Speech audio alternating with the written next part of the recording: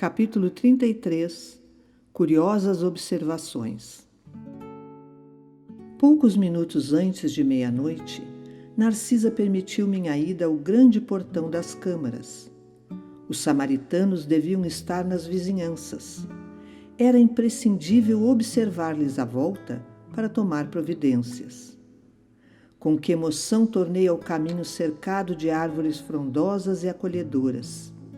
Aqui, troncos que recordavam o carvalho vetusto da terra.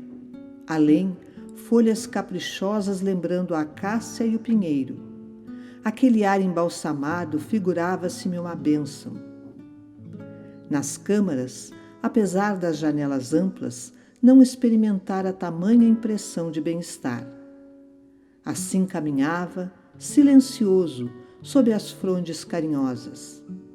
Ventos frescos agitavam-nas de manso, envolvendo-me em sensações de repouso. Sentindo-me só, ponderei os acontecimentos que me sobrevieram desde o primeiro encontro com o ministro Clarencio. Onde estaria a paragem de sonho? Na terra ou naquela colônia espiritual? Que teria sucedido a Zélia e aos filhinhos? Por que razão me prestavam ali tão grandes esclarecimentos sobre as mais variadas questões da vida, omitindo, contudo, qualquer notícia pertinente ao meu antigo lar? Minha própria mãe me aconselhara o silêncio, abstendo-se de qualquer informação direta. Tudo indicava a necessidade de esquecer os problemas carnais, no sentido de renovar-me intrinsecamente, e, no entanto, penetrando os recessos do ser, encontrava a saudade viva dos meus. Desejava ardentemente rever a esposa muito amada, receber de novo o beijo dos filhinhos. Por que decisões do destino estávamos agora separados, como se eu fosse um náufrago em praia desconhecida? Simultaneamente, ideias generosas confortavam-me o íntimo. Não era eu o náufrago abandonado.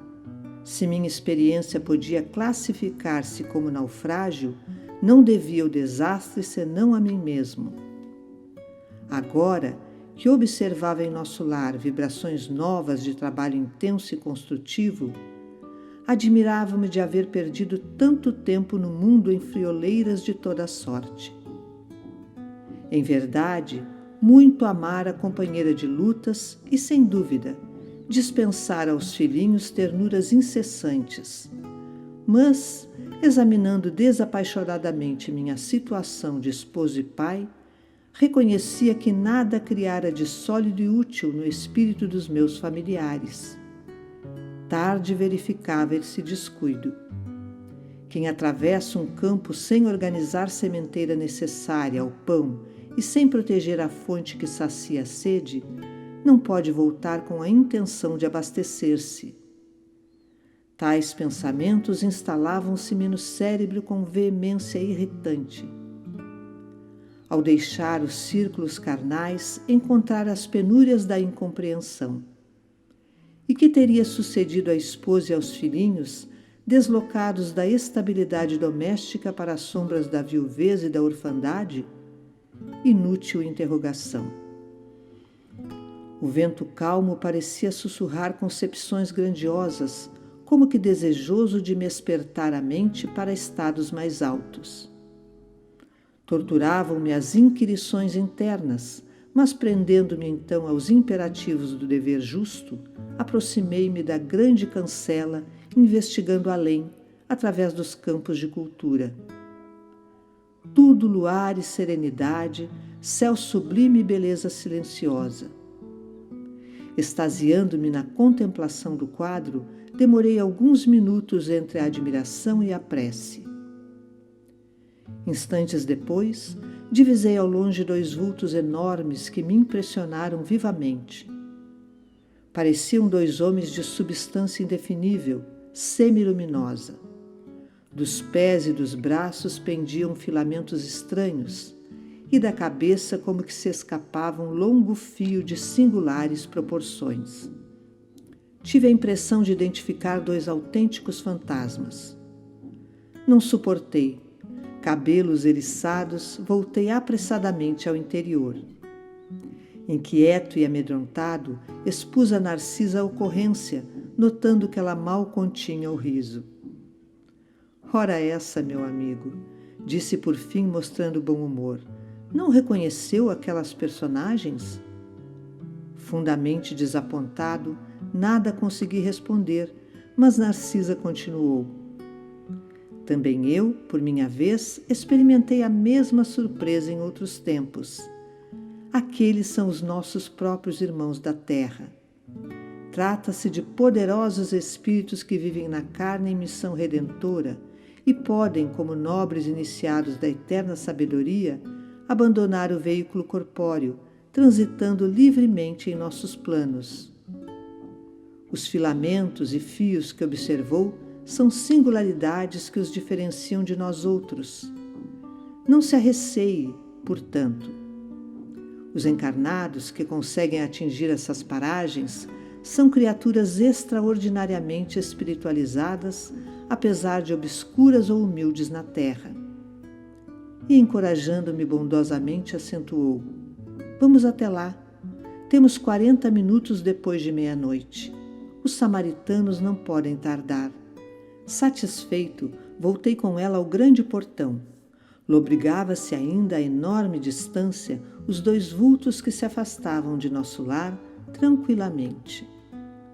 A enfermeira contemplou-os, fez um gesto expressivo de reverência e exclamou: estão envolvidos em claridade azul. Devem ser 2 mensageiros muito elevados na esfera carnal, em tarefa que não podemos conhecer. Ali estivemos, minutos longos, parados na contemplação dos campos silenciosos. Em dado momento, porém, a bondosa amiga indicou um ponto escuro no horizonte enluarado e observou: lá vêm eles. Identifiquei a caravana que avançava em nossa direção sob a claridade branda do céu. De repente, ouvi o ladrar de cães a grande distância. Que é isso? Interroguei, assombrado. Os cães, disse Narcisa, são auxiliares preciosos nas regiões obscuras do umbral, onde não estacionam somente os homens desencarnados, mas também verdadeiros monstros que não cabe agora descrever. A enfermeira, em voz ativa, chamou os servos distantes, enviando um deles ao interior, transmitindo avisos. Fixei atentamente o grupo estranho que se aproximava devagarinho. 6 grandes carros, formato diligência, precedidos de matilhas de cães alegres e bulhentos, eram tirados por animais que, mesmo de longe, me pareceram iguais aos muares terrestres. Mas a nota mais interessante eram os grandes bandos de aves, de corpo volumoso, que voavam a curta distância, acima dos carros, produzindo ruídos singulares. Dirigi-me incontinente a Narcisa, perguntando: onde o aeróbus? Não seria possível utilizá-lo no umbral? Dizendo-me que não, indaguei das razões. Sempre atenciosa, a enfermeira explicou: questão de densidade da matéria. Pode você figurar um exemplo com a água e o ar. O avião que fende a atmosfera do planeta não pode fazer o mesmo na massa equórea. Poderíamos construir determinadas máquinas como o submarino, mas, por espírito de compaixão pelos que sofrem, os núcleos espirituais superiores preferem aplicar aparelhos de transição. Além disso, em muitos casos, não se pode prescindir da colaboração dos animais. Como assim? Perguntei surpreso. Os cães facilitam o trabalho, os muares suportam cargas pacientemente e fornecem calor nas zonas onde se faça necessário. E aquelas aves, acrescentou, indicando-as no espaço, que denominamos ibis viajores, são excelentes auxiliares dos samaritanos por devorarem as formas mentais odiosas e perversas, entrando em luta franca com as trevas umbralinas. Vinha agora mais próxima a caravana. Narcisa fixou-me com bondosa atenção, rematando: mas, no momento, o dever não comporta minudências informativas.